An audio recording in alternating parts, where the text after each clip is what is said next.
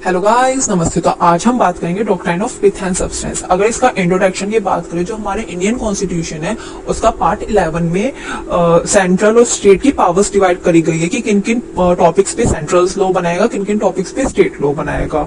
और कुछ ऐसी टॉपिक्स है जिनके ऊपर बोथ सेंट्रल और स्टेट मिलकर टॉपिक बनाएगा, जिनको कंकरेंट लिस्ट में दिया गया है। तो कभी कभी कॉन्फ्लिक्ट आ जाता है सेंट्रल और स्टेट के बीच में कि भाई सेंट्रल कहता है कि ये टॉपिक मेरे में है, आप इसके ऊपर वो नहीं बना सकते लॉस वगैरह, पर स्टेट कहता है भाई हम इस पे लॉ बना सकते हैं क्योंकि ये टॉपिक हमसे रिलेट करता है। तो ऐसे कॉन्फ्लिक्ट वगैरह को समझने के लिए doctrine of pith and substance आया है। तो बेसिक पर्पस यही है doctrine of pith and substance का, जो कॉन्फ्लिक्ट बीच में आ जाता है सेंट्रल और स्टेट लिस्ट के, उसको समझने के लिए, उसको ठीक करने के लिए।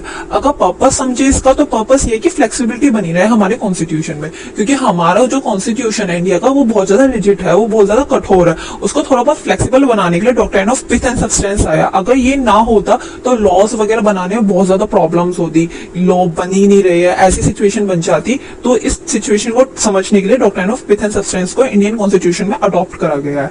अगर इसका मीनिंग की बात करके, what does the meaning of pith and substance, तो पिथ का मतलब होता है ट्रू नेचर और सब्सटेंस का मीनिंग होता है इंपॉर्टेंट पार्ट ऑफ समथिंग। अगर इसका थोड़ा सा डेफिनेशन पढ़े तो doctrine of pith and substance से that whether the question arise of determining whether a particular law relate to a particular subject mention in one list or another, the court look to the substance of the matter. Thus, if the substance falls within the union list, then the incidental encroachment by the law on the state list does not make in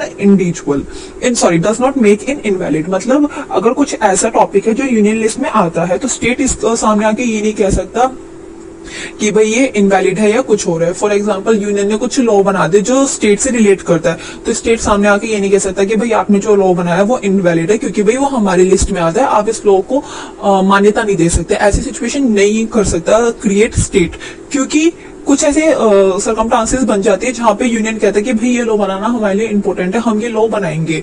तो इन सब चीज को देखते हुए doctrine of pith and substance आया। Basically ये doctrine है वो कनेडियन डॉक्ट्राइन है, जिसको इंडिया में अडॉप्ट किया गया, इंडियन कॉन्स्टिट्यूशन में अडॉप्ट किया गया कनेडियन से। अगर इसका डॉक्ट्राइन का फर्स्ट प्लेस केस देखे तो इसका कृषि वर्सेस दुबे का केस था, जिसमें ये डॉक्ट्राइन यूज किया गया था।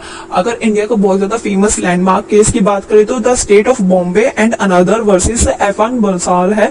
ये जो केस था वो काफी ज्यादा इंपॉर्टेंट था। In this is the first important judgment of the Supreme Court that took recourse to the doctrine of pith and substance. The court upheld that doctrine of pith and substance and said that it is important to ascertain the true nature and characters of the legislature for the purpose of determining the list under which it is fall.